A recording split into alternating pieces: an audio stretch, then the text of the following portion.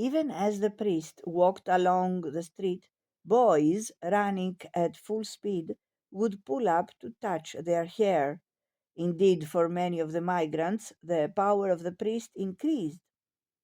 Torn up by their roots, the priest was the last point of orientation with their old way of life.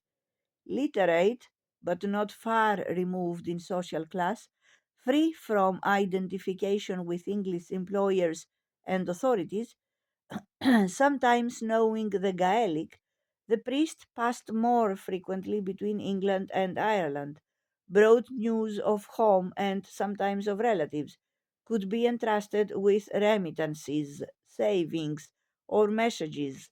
Hence, it followed that the most enduring cultural tradition which the Irish peasantry brought to the third and fourth generation into England was that of a semi feudal nationalist church.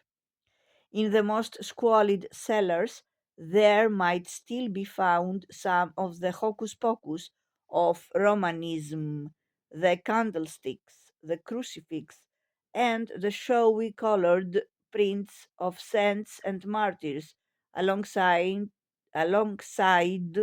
the print of O'Connell, the Liberator.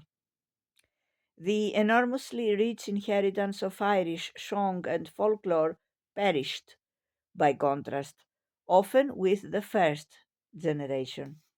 The immigrants might continue for a time the customs of their villages, visiting each or other's dwellings where they jig and reel furiously. But with their children, the fiddle, the pipe, and the Gaelic were laid aside. If they were segregated in some towns, the Irish were never pressed back into ghettos. It would have been difficult to have made a people who spoke the same language and were British citizens under the Act of Union into a subject minority.